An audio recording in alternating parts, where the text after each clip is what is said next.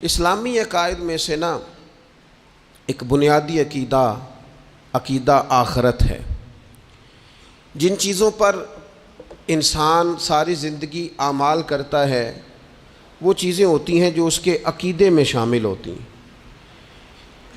عقیدہ جس طرح کا ہوتا ہے اسی طرح کا انسان عمل کرتا ہے۔ جو اس کی سوچیں ہوتی ہیں، جو افکار ہوتے ہیں، اسی طرح اپنے شب و روز گزارتا ہے۔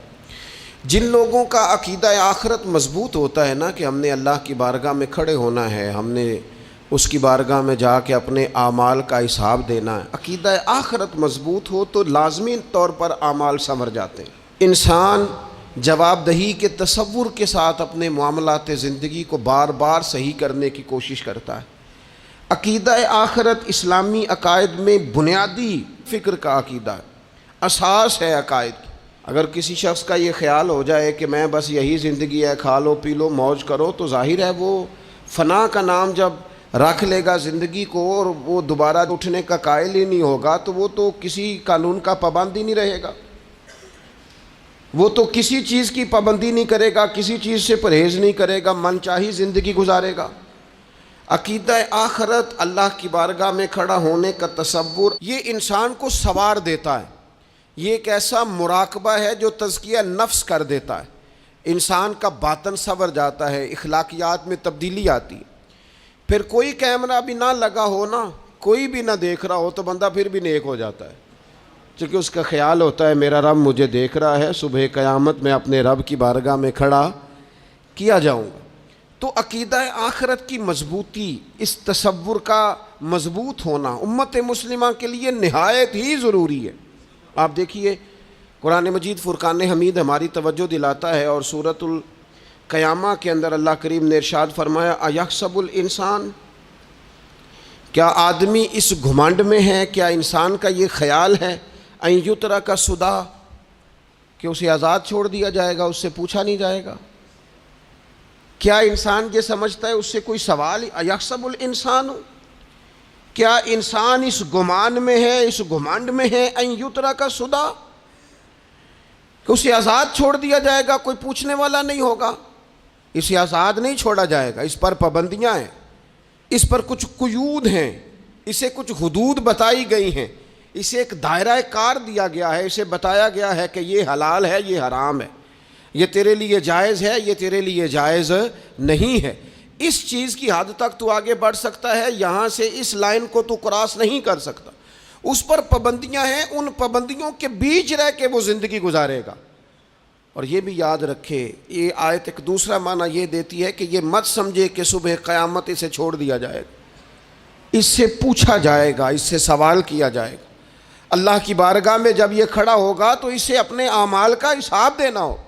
لازمی طور پر ایک عدالت صبح قیامت لگے گی، جس عدالت میں مجرم پیش ہوں گے، انہیں اپنے جرموں کا حساب دینا ہے، ظالموں کو کھڑا کیا جائے گا، ان سے ان کے ظلم کے بارے میں باز پرس ہوگا۔ تو لازمی طور پر عقیدہ آخرت کی مضبوطی انسان کو مضبوط کرتی، اس کے اعمال پر پیرے بیٹھ جاتے ہیں، وہ پھونک پھونک کر قدم رکھتا ہے، سوچ کر جملے بولتا ہے، وہ کوئی بھی معاملہ کرتا ہے تو اس میں اس کا خیال ہوتا ہے کہ میں نے دنیا سے چلے جانا ہے، میرے پاس پتہ نہیں کتنا وقت بچا ہے، لہٰذا مجھے آخرت میں پیش ہونا ہے، اپنے معاملات کی آسانی کے لیے، وہاں کی آسانی کے لیے میں یہاں تھوڑا سوچ سمجھ کے چلوں۔ رب فرماتا ہے تجھے ایسے ہی آزاد نہیں چھوڑا جائے گا، آزاد پنچھیوں جیسی زندگی نہ گزار، صبح قیامت کے معاملات کو پیش نظر رکھ، اس پر غور کر۔ یہ تصور گھر کے باہر بھی پورا مضبوط ہونا چاہیے اور گھر کے اندر بھی پورا مضبوط ہونا چاہیے۔ انسان اپنے مالک سے ڈرے اور قیامت کے دن اس کی بارگاہ میں حاضری کا یقین رکھے، اور وہ یاد رکھے کہ یہاں جو کچھ، وہ دیکھیں نا، بچوں کو استاد پڑھاتا ہے، محنت کراتا ہے، اگر بچے نہیں پڑھتے تو ڈانٹتا بھی ہے، سمجھاتا بھی ہے، قائل بھی کرتا ہے، اور جب وہ آخری بات کرتا ہے تو پھر وہ پتہ کیا کہتا ہے؟ چلو ٹھیک ہے، اگر نہ پڑھو گے تو امتحان تو آنا ہی ہے نا، رزلٹ تو آنا ہے، پیپر میں بیٹھو گے نہیں آئے گا، فیل ہو جاؤ گے۔ یہ لاسٹ پر یہ بات ضرور ہوتی ہے، اور یہ امتحان دینے کا تصور اور امتحانی سینٹر میں جانے کا خیال طالب علم کو مجبور کرتا ہے کہ میں اسباق تیار کروں، میں بار بار اس پر غور کروں، میں کتاب کو سمجھوں، میں اس کو حل کروں چیزوں کو، تاکہ جب میں مرکز میں جاؤں پرچہ دینے کے لیے امتحانی سینٹر میں تو پھر مجھے پریشانی کوئی نہ ہو۔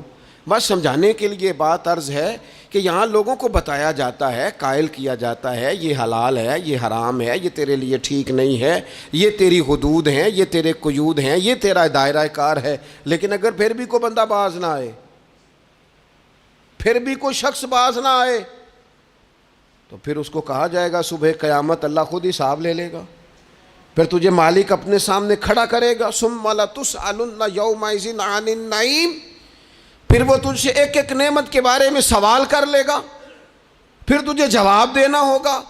تو اس تصور کو اپنی زندگی میں لاگو کریں کہ ہم نے مرنا ہے، اللہ کی بارگاہ میں جان، اس تصور کو پوری طور پر طاری کریں اپنے ذہنوں میں۔ یہ جو رسمی سی بات ہے نا، پتہ نہیں کب چلے جانا ہے، جو جانے والے ہوتے ہیں ان کی کوئی تیاری بھی ہوتی ہے، جن کو پتہ ہوتا ہے نا وہ رمضان المبارک میں نا کئی دفعہ ایسا ہوتا ہے کہ ٹکٹیں نہیں مل رہی ہوتی اور عمرے کے ویزے لگ چکے ہوتے ہیں، تو ایجنٹ کہہ دیتے ہیں جانے والوں کو کہ تیاری رکھنا، کسی وقت بھی میرا فون آ جائے گا۔ تو لوگوں نے بیگ باندھ لیے ہوتے ہیں، سامان تیار کر لیا ہوتا ہے، سارے انتظامات کر کے رکھے، کیوں کہ پتہ نہیں کس وقت بلاوا آ جائے گا۔ تو روز کہتا ہے پتہ نہیں اللہ کی جانب سے کس وقت بلاوا آ جائے گا۔ پھر اپنی تیاری بھی تو یار کچھ بتانا، میں بھی بتاؤں آپ بھی بتائیں، پھر ہم اپنے آپ سے یہ بھی تو سوال کریں نا کہ جہاں اچانک جانا پڑے اس کے لیے تیاری ہوتی ہے، ہماری تیاری کیا ہے؟ اگر اچانک جانے پڑے اس کی بارگاہ میں کیا تیاری؟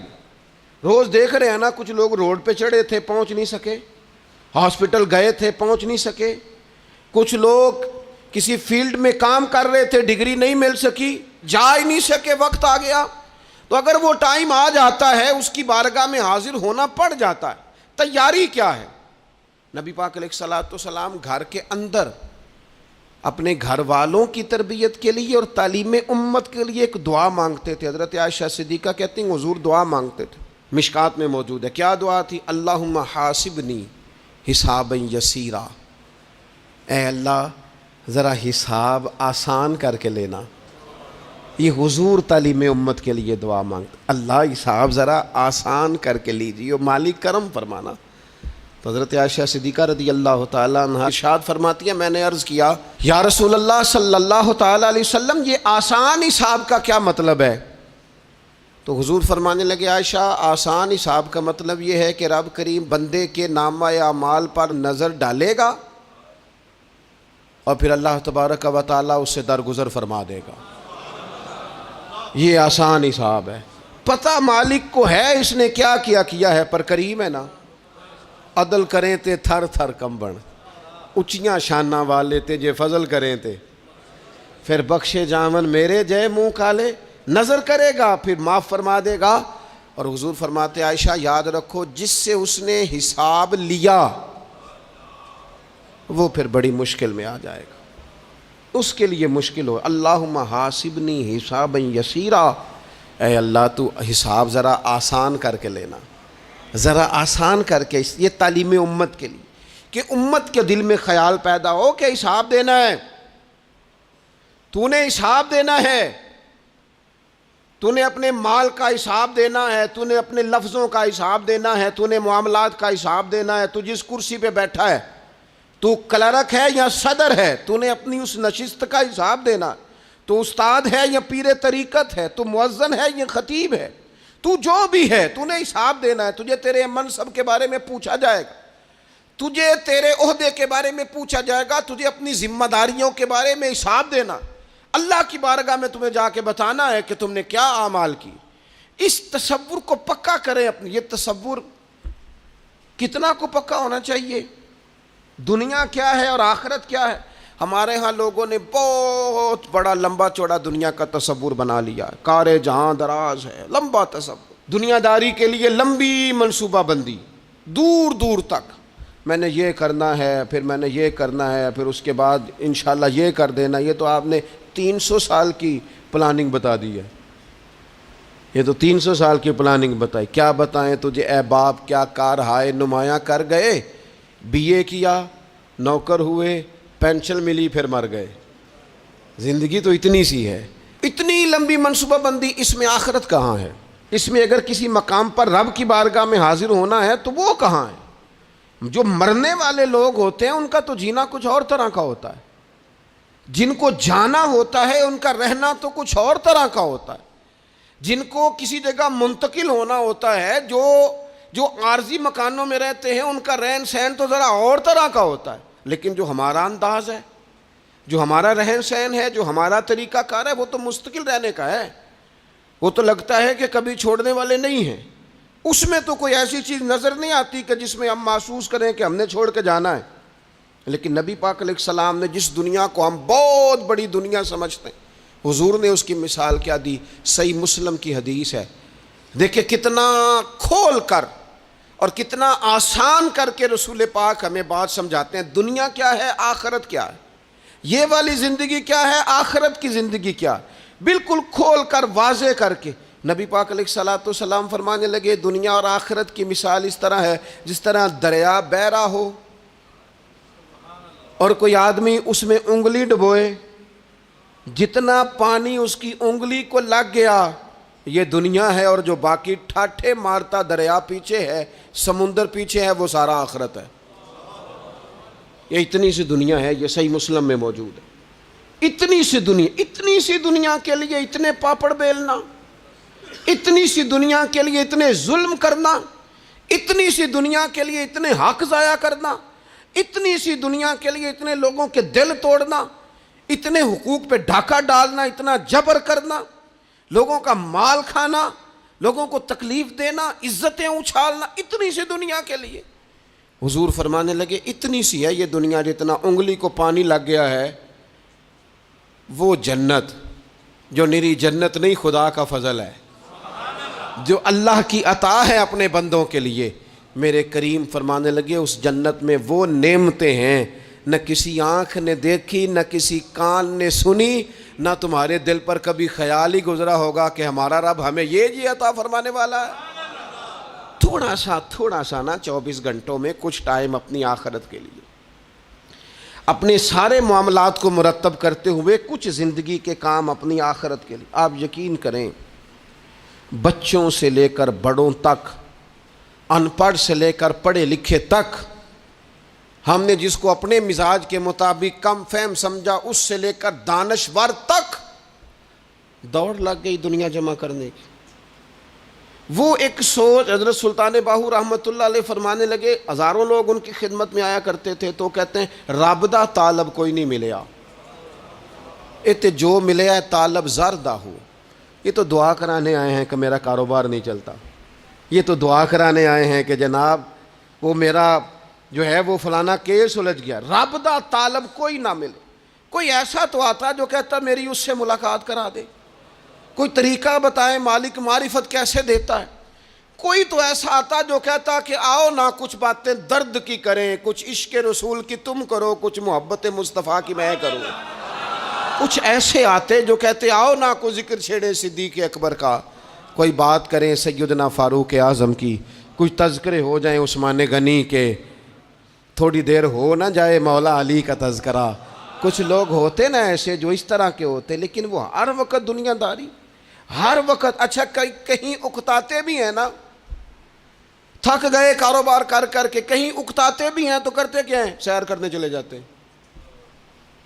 میں جی بور ہو گیا ہوں کام کرتے کرتے, چلو میں اب ٹھنڈے علاقے میں چلتا ہوں. کبھی تو ایسا ہونا تو کہے میں نے بچوں کو بھی وقت دیا ہے, دوستوں کو بھی دیا ہے, یاروں کو بھی دیا ہے, صحت کو بھی دیا ہے, میں نے ٹائم اپنے شوق کو بھی دیا ہے, اب میں کسی کو ٹائم نہیں دوں گا, یہ چند گھنٹے میں صرف رب رسول کی بارگاہ میں حاضری دوں گا. تو ذرا جم کے قرآن پاک پڑھے, تو ذرا ذوق سے درود پاک پڑھے, تو ذرا شوق سے میرے محبوب کی نعت سنے, تو سارا زمانہ بھول جائے اور تو رج رج کے دعا مانگے اپنے رب کی بارگاہ میں, اپنی پریشانیاں عرض کرے, اپنے اندر کی کیفیت بیان کرے. دل جو سخت ہو گیا ہے, ذہن جو سخت ہو گیا ہے, جو طبیعت میں وہ نورانیت نہیں آ رہی, اس کی تو بات کرے. تو اپنے رب کی بارگاہ میں معافی کا سوال کرے، تو اس سے قیامت کے دن درگزر کرنے کے لیے عرض کرے، کچھ تو ایسا ٹائم نکلے۔ لیکن دوستو، ہم تو بالکل الجھتے ہی جا رہے ہیں۔ وہ معاملات زندگی ہیں کہ ختم ہی نہیں ہو رہے، شوق ہیں کہ ختم ہی نہیں ہو رہے، باتیں ہیں کہ بڑھتی چلی جا رہی ہیں۔ دور گزر گیا جب لوگ کہتے تھے کہ کوئی درود پاک بتائیں جس سے سرکار راضی ہو۔ ایک کی مسئلہ ہے، کام نہیں چلتا۔ ایک صاحب آئے، کام نہیں چلتا۔ میں نے کہا سورہ واقعہ پڑھا کریں۔ کہتے ہیں حضرت میں بڑی دیر سے پڑھ رہا ہوں۔ میں نے کہا چلیں کچھ صدقات دے کے دیکھ لیں۔ کہنے لگے بڑی دیر سے دے رہا ہوں۔ میں نے انہیں ایک اور وظیفہ بتایا، کہنے لگے یہ بھی مجھے کسی نے بتایا تھا، بڑی دیر سے کر رہا ہوں۔ تو میں نے انہیں کہا پھر میری ایک ناقص رائے یہ ہے کہ سارا کچھ کرنے کے بعد اگر ابھی تک پھر بھی آپ سمجھ رہے ہیں نا آپ کی مرضی کے مطابق آپ پر دروازے نہیں کھل رہے، پھر آپ صبر کریں۔ جو میرا رب چاہتا ہو اس پہ راضی رہ کے دیکھیں، پھر ذرا راضی رہ کے دیکھیں، پھر دیکھیں کہ مالک کا فیصلہ کیا ہے۔ وہ آپ کے حق میں کوئی رحمت والا فیصلہ ہی فرمائے گا، پھر ذرا انتظار کر کے دیکھیں، پھر ذرا صبر کر کے دیکھیں۔ پھر وہ کہتا وَبَشِّرِ الصَّابِرِينَ، محبوب یہ جنہوں نے صبر کیا ہے انہیں میری رحمت کی خوشخبری سنا دو۔ پھر وہ کہتا ہے باقیوں کے پاس مال ہوگا، دولت ہوگی، اقتدار ہوگا، بڑا کچھ ہوگا، ان اللہ مع الصابرین، صبر کرنے والوں کے ساتھ رب کریم ہوگا۔ پھر ذرا ٹھہر ہی جائیں، پھر تھوڑا حوصلہ ہی کر لیں، پھر اس کے فیصلے کا ذرا انتظار کر کے دیکھیں۔ ہم نہ من چاہیے زندگی کے پیچھے پریشان ہیں اپنی آخرت کے، اور آخرت کرتی کیا ہے؟ جب آپ کا آخرت پر یقین پکا ہو جاتا ہے نا، پھر لازمی طور پر انسان کے اعمال سنورتا ہے۔ آپ یقین کریں سنورتے ہیں، 100% سنورتے ہیں۔ آپ آخرت پر جتنا یقین، حضرت عمر کا آخرت پر یقین پکا تھا نا، دنیا میں مکان ہی کوئی نہیں بنایا، پکا تھا۔ سیدنا مولا علی شیر خدا امیر المومنین بھی ہو گئے تو طامت پھر بھی پھٹی ہوئی تھی، پکا یقین تھا نا کہ اللہ نے ہمارے لیے آگے بڑی نعمتیں تیار کی ہوئی ہیں۔ حضور نے آ کے فرمایا تھا نا کہ عمر میں تیرا گھر دیکھ آیا ہوں جنت میں، یقین پکا تھا نا بڑا کچھ ملنے والا ہے۔ تو جن لوگوں کا پکا ہونا کہ میرا دیس میں گھر ہے، وہ پردیس میں بلڈنگیں نہیں بنایا کرتے، ان کو پتا تھا کہ ہمارے دیس میں گھر بنے ہوئے ہیں، لہٰذا یہاں وہ کسی پریشانی کا شکار۔ اور دوسرا، جب بندے کا آخرت پر یقین پکا ہو جاتا ہے نا، ایک بات آپ نے ضرور ذہن میں رکھنی ہے۔ ہمارے محدثین نے لکھا ہے جس بندے کا صرف دنیا داری میں جینے کا مزاج ہو جاتا ہے نا، وہ بزدل ہو جاتا ہے، اور جس کا خیال ہوتا ہے نا زندگی عارضی ہے، صبح قیامت دوبارہ اٹھوں گا، وہ بندہ بہادر ہو جاتا ہے۔ جس کا خیال ہے نا یہی کچھ ہے، کھا لو پی لو بس، یہ زندگی ختم ہو گئی تو ختم ہو گئی، مر گئے تو مر گئے، ختم ہو گئے، فنا ہو گئے، ان لوگوں کا مزاج بزدلانہ ہو جاتا ہے، جرت مند نہیں رہتے۔ اور جن کا یہ خیال ہوتا ہے نا مرنے کے بعد بھی اٹھنا ہے، ایک نئی زندگی اللہ عطا کرے گا، وہ لوگ پھر موت سے گھبراتے نہیں، انہیں مرنے سے ڈر نہیں لگتا۔ پھر موت کا لفظ کوئی بندہ سنا کہ انہیں بلیک میل نہیں کر سکتا، وہ بندے طاقتور ہو جاتے ہیں، باہمت ہو جاتے ہیں۔ حضرت جابر بن عبداللہ فرماتے ہیں، بخاری میں حدیث ہے، فرماتے ہیں ایک احد والے دن ایک صحابی کھجور کھا رہے تھے، تو کھجور کھاتے کھاتے انہوں نے نبی پاک صلی اللہ تعالیٰ علیہ وسلم کی خدمت میں عرض کی، حضور اگر میں آج شہید ہو جاؤں تو کہاں جاؤں گا؟ تو محبوب فرمانے لگے میرا رب اپنے فضل سے تجھے جنت عطا کرے گا۔ حضرت جابر ابن عبداللہ رضی اللہ تعالیٰ عنہ فرماتے ہیں اس بندے نے کیا کیا، اس نے نا کھجور جتنی کھا لی تھی کھا لی، باقی نکال دی منہ سے، تلوار لی، میدان میں گئے، شہید ہو گئے۔ سبق ہمیں کیا دیا؟ کہنے لگے جب مرتے ہی اللہ تعالیٰ جنت عطا کرے گا، پھر کھجور کھاتے کھاتے رہنے والی دیر بھی کیوں کرنی ہے؟ پھر چھوڑو، جنت میں جا کے اللہ کے دیے ہوئے انعام کھائیں گے۔ کھجور کھانے کی بھی دیر برداشت نہیں کی۔ یہ آخرت کا اجر، آخرت میں رب کی بارگاہ میں کھڑے ہونے کا تصور بندے کو طاقتور کر دیتا۔ وہ بزدل، اقبال کیا کہتے ہیں؟ اقبال کہتے ہیں موت کو سمجھے ہیں غافل اختتام میں زندگی، یہ ہے شام میں زندگی، پھر صبح دوام میں زندگی۔ اور حضرت بلے شاہ بھی بول پڑے، وہ کہنے لگے عرش فرشتے بانگاں ملیاں مکے پہ گیا شور، بلے شاہ آسان نہیں مرنا، یہ تے مر گیا ہی کوئی ہور، یہ تو کسی اور۔ پھر ایک اور درویش بولے، وہ کہنے لگے وارث شاہ او کدو مر دے، وارث شاہ او کدو مردے جنہ کیتیاں نیک کمائیاں نے، وہ تو اللہ کی بارگاہ میں انعام پاتے ہیں. ایک پل ہے موت، اس پل سے گزرتے ہیں، پھر رب کا فضل انہیں ملتا ہے.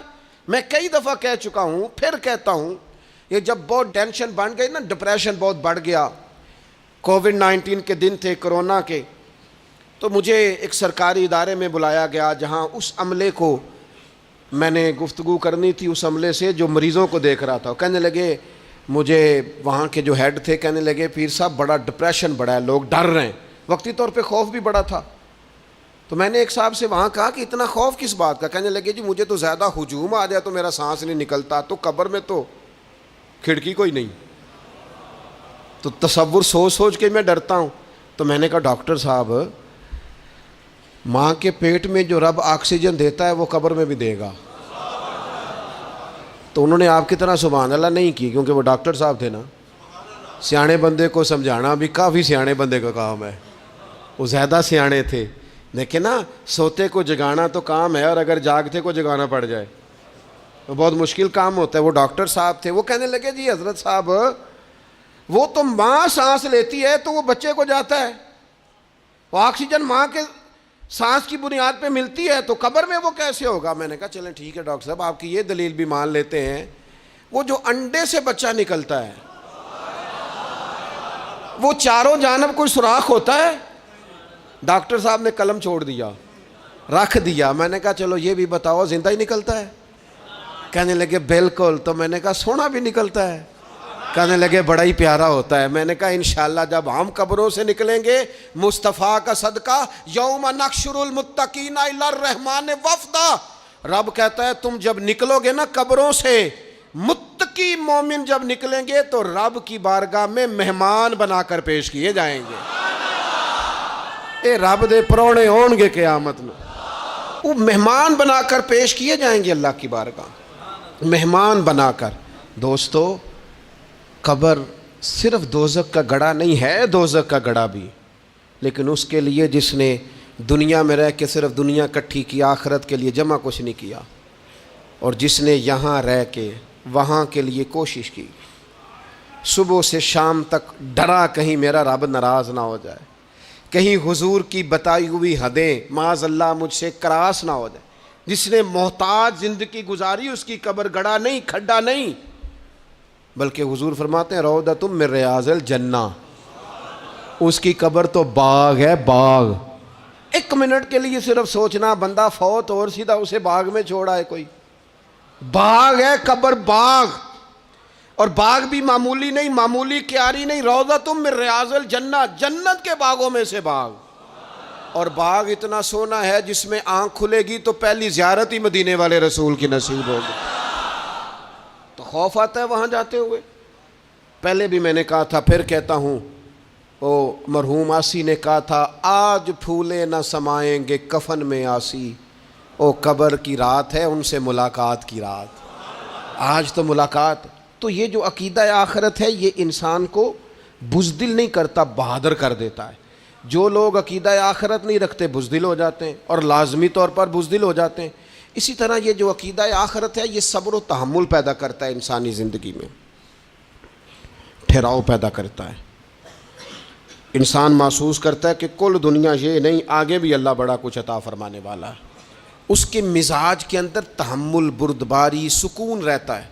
یعنی نہیں بھی اگر کسی مظلوم کو انصاف مل سکا دنیا میں تو وہ پھر بھی بے صبرا نہیں ہوتا، وہ ٹھہراؤ کا شکار ہے. اسے پتہ ہے قیامت کے دن بھی ایک عدالت لگے گی، اللہ کی بارگاہ میں جانا ہے. نبی پاک علیہ الصلوۃ والسلام نے فرمایا اگر سینگوں والی بکری نے بغیر سینگوں والی بکری کو تکلیف دی ہوگی تو قیامت کے دن اسے بھی بدلہ دینا پڑے گا. تو یہ تحمل پیدا کرتا ہے، انسان کو ایک حوصلہ ہوتا ہے کہ ساری عدالتیں یہاں نہیں، قیامت میں بھی لگنی. جب انسان عقیدہ آخرت رکھتا ہے نا تو پھر اس کے لیے نا رب کے رستے میں خیرات کرنا بڑا آسان ہو جاتا ہے. پھر نہ وہ محسوس کرتا ہے کہ میں نے سارا کچھ یہاں کے لیے جمع نہیں کرنا، کچھ میں نے وہاں کے لیے بھی جمع کرنا ہے. وہ پھر اپنی آخرت کے لیے کچھ نہ ایک بینک آخرت کا بھی بنا لیتا ہے، اس میں بھی کچھ نہ کچھ جمع کراتا رہتا ہے. اسے پتہ ہوتا ہے کہ میں نے اللہ کی بارگاہ میں حاضر ہونا ہے، وہاں کی بھی کچھ نہ کچھ تیاری. نبی پاک صلی اللہ تعالیٰ علیہ وسلم نے بکرا بھیجا گھر میں ذبح کرنے کے لیے، تو سرکار تشریف لائے سر شام، تو فرمایا کیا بنا؟ عرض کی یا رسول اللہ صلی اللہ تعالیٰ علیہ وسلم سارا بانٹ دیا ہے، محلے داروں میں، رشتہ داروں میں، غریبوں میں سارا بانٹ دیا، بکرے کی ایک دستی صرف بچی ہے، آپ کے لیے رکھی ہے۔ تو حضور نے توجہ کیا دلائی، محبوب نے کس طرف رخ کیا؟ حضور فرمانے لگے اپنے اہل خانہ سے، ازواج مطہرات سے، کریم فرمانے لگے عائشہ وہ جو تم نے بانٹ دیا ہے نا وہ سارا ہی بچ گیا ہے، وہ سارا ذخیرہ ہو گیا، وہ جمع ہو گیا ہے آخرت کے لیے، وہ ہمارے پاس بچ گیا ہے۔ یہ جو تم سمجھتے ہو نا یہ بچا کے رکھا ہے، یہ تو ہم استعمال کر لیں گے، وہ ہم نے سیو کر لیا ہے، وہ بچ گیا ہے۔ حضرت ابو ذر غفاری رضی اللہ تعالیٰ عنہ اپنے خادم سے کہنے لگے کہ مجھے پتہ چلا ہے یہاں فلاں جگہ کچھ غریب لوگ آئے ہیں، تو اس طرح کرنا، جو اچھا اونٹ ہے نا میرے اونٹوں میں سے، اچھا اونٹ وہ ذبح کر کے نا تو ان سارے گھروں میں تقسیم کر دو، جتنا گوشت وہاں بھیجو گے اتنا ہی میرے گھر میں بھی بھیج دینا۔ آپ کا وہ خادم کہتا ہے میں نے اپنی سمجھ کے مطابق اچھا اونٹ ذبح کر کے گوشت بنا کے میں نے بانٹا، اور میں نے اس طرح کیا کہ وہ حضرت ابو ذر غفاری کے گھر بھی اتنا ہی گوشت بھیجا جتنا تمام غربا کے ہاں میں نے بانٹا تھا۔ شام کو جناب ابو ذر غفاری اپنے اونٹوں کے باڑے میں آئے جہاں باندھا کرتے تھے اپنی حویلی میں، تو آ کے دیکھا کہ وہ سرخ بہترین اونٹ جو سب سے بہترین تھا وہ تو کھڑا ہے۔ تو آپ اپنے خادم سے کہنے لگے میں نے تمہیں کہا تھا جو سب سے اچھا ہے اس کو ذبح کرنا، تو وہ کہنے لگا حضور وہ باقیوں میں سے سب سے اچھا تھا، اس سے ہی تھوڑا سا کمزور تھا، اور یہ تو آپ کی سواری کے لیے ہے نا، یہ تو آپ کے کام آتا ہے، اس پہ تو آپ سفر کرتے ہیں، اس لیے میں نے اسے چھوڑ دیا، اور اس کے بعد جو سب سے اچھا تھا وہ میں نے ذبح کر دیا۔ تو حضرت ابو ذر غفاری فرمانے لگے تو شاید سمجھا نہیں، میں اسے بھی سواری کے لیے رکھنا چاہتا تھا پر اپنی آخرت کی سواری کے لیے، میرا دل تھا وہ جو آخرت میں سفر کرنا ہے نا، دشوار گزار گھاٹیاں ہیں، ان گھاٹیوں کے لیے وہ اونٹ میرے کام آ جائے گا، لہذا میں نے تجھے کہا تھا جو سب سے بہتر ہو وہ دے دینا تاکہ ذرا میری آخرت کی سواری بن جائے، تاکہ میں ذخیرہ کر لوں۔ بڑا دیا بال بچوں کو، بڑا دیا بہن بھائیوں کو، بڑا دیا دوست احباب کو، بڑے قرضے دیے ادھر ادھر، لیکن ساری زندگی دیے، ایک موقع پر صرف آپ نے کسی کو انکار کیا نہ، ایک موقع پر، تو وہ پچھلے جو 99 دفعہ آپ نے دیا ہوتا ہے وہ اس کا بھی منکر ہو جاتا ہے، وہ کہتا ہے تو نے کدی کام تے کام ہی نہیں آیا، وہ تو نے تو میری امید ہی توڑ دی، وہ سارے شکوے ساری زندگی کہاں خرچ کر دی بلا، کس مقام پر۔ اور یہاں حال یہ ہے کہ حضور فرماتے ہیں جب تو صدقہ دیتا ہے تو رب اسے اپنے دستے قدرت میں لیتا ہے، اور اس طرح تمہارے صدقے کو پالتا ہے جس طرح تم اپنے گھر میں بچھڑا نہیں پالتے، اس طرح صبح قیامت تمہیں وہ نتیجے کے طور پر پلا ہوا صدقہ ملے گا۔ ہم اپنی آخرت کو چونکہ اس لیول پر یقین نہیں لاتے الا ماشاءاللہ، لہٰذا اس کی تیاری کے لیے ذخیرہ نہیں کرتے، اپنی آخرت کی تیاری کے لیے ذخیرہ کریں اور کوشش کریں کہ اور یہ عقیدہ اپنی اولادوں میں، اپنے متعلقین میں، اپنے احباب میں اس کو راسخ کریں، کوئی نہ کوئی بات عقیدہ آخرت کی، قیامت کی ضرور اس کا تذکرہ کریں، ان باتوں کو اپنی زندگی کا حصہ بنائیں۔ اگر عقیدہ آخرت نہ ہو تو دنیا کی ساری چیزیں ویسے ہی لوگوں کو عجیب لگنے لگ جائیں، اگر کوئی قیامت ہی قائم نہ ہو تو مظلوم رہ گیا، ظالم نے تو پھر ظلم ہی کمایا، وہ تو پھر دندناتا پھرے گا۔ تو رب کہتا ہے اَيَحْسَبُ الْإِنسَانُ أَن يُتْرَكَ سُدًى، کیا انسان سمجھتا ہے کہ اسے یوں ہی چھوڑ دیا جائے گا، کوئی اسے آزاد ہی چھوڑ دیا جائے گا، کچھ پوچھا ہی نہیں جائے گا؟ صبح قیامت سوال ہوں گے، رب کی بارگاہ میں حاضری ہوگی، اللہ کے حضور سوالات کے جواب دینے ہوں گے، لہٰذا اپنی زندگی کے اعمال کو مرتب کرتے وقت، کوئی بھی کام کرتے وقت ایک تصور ضرور ذہن میں رکھیں کہ مجھے صبح قیامت اس کا حساب دینا ہے۔ یہ جو جواب دہی کا تصور ہوتا ہے یہ انسان پر پہرے دار ہوتا ہے، یہ اس کو مضبوط کرتا ہے، اس کی عقیدے کی بنیادیں اس کے عمل کو طاقتور کر دیتی ہیں۔ لہٰذا عقیدہ آخرت اپنے بچوں میں، آنے والی نسلوں میں، آپ دیکھیں حضور نے یہ عقیدہ آخرت مضبوط کر دیا تھا نا، تو پھر سیدہ فاطمہ الزہرا نے کچے مکان میں ساری زندگی گزار دی، پھر محبوب پاک نے دیکھا کہ وہ اونٹ کے بالوں کی بنی ہوئی چادر اوڑھ کے چکی پیس رہی ہیں، تو محبوب نے یہ نہیں فرمایا کہ اللہ آسانی کر دے گا، اچھا وقت آ جائے گا تو فکر نہ کرنا یہ مشکل، نہ محبوب کریم نے فرمایا فاطمہ دنیا میں تھوڑی مشقت برداشت کرو، اللہ آخرت کی ساری سعادتیں آپ کو ہی عطا فرمائے گا۔ گویا کریم نے فرمایا آپ کو یوں ہی زندگی گزارنی ہے، یہی طرز رکھنی ہے، اسی طرح ہی آپ کو وقت گزارنا ہے۔ جو آرام کا وقت ہے وہ اللہ تعالیٰ جنت میں عطا کرے گا۔ عقیدہ آخرت کی مضبوطی تھوڑا سا، ہمارے ایک بڑے قریبی دوست تھے، بڑا میرا ان سے پیار تھا، 34.5 سال عمر، خود ہارٹ اسپیشلسٹ ڈاکٹر، لیکن یہ پچھلے ہفتے وہ مریضوں کو چیک کر کے نیچے آ کے دفتر میں بیٹھے ہیں۔ ایک تو لوگ کہتے ہیں نا ہسپتال پہنچ جاتا تو شاید بچ جاتا، تو ہاسپٹل کے اندر ہی تھے، اور ابھی چڑھتی جوانی، 34-35 سال عمر۔ لیکن کمال یہ تھا کہ میرے جیسے کئی لوگوں نے بھی آنسو اس لیے بہائے کہ اتنی چڑھتی جوانی میں اتنے خوبصورت ماحول کے اندر بھی انہوں نے مزاج خیر خواہی کا بنایا ہوا تھا، ہر شخص سے حسن کلام اور رب رسول کی طرف اپنا لگاؤ، نماز کی پابندی، جب بھی حال پوچھنا تو کہتے تھے اللہ اور اس کے رسول کا فضل ہے۔ تو اپنی زندگی میں جن لوگوں کا تصور آخرت مضبوط ہو جاتا ہے وہ کئی دفعہ جلدی بھی سمٹ کر چلے جائیں تو ان کے حق میں رحمت والے فیصلے ہوتے ہیں۔ اللہ تعالی ہمیں سمجھنے کی توفیق عطا کرے۔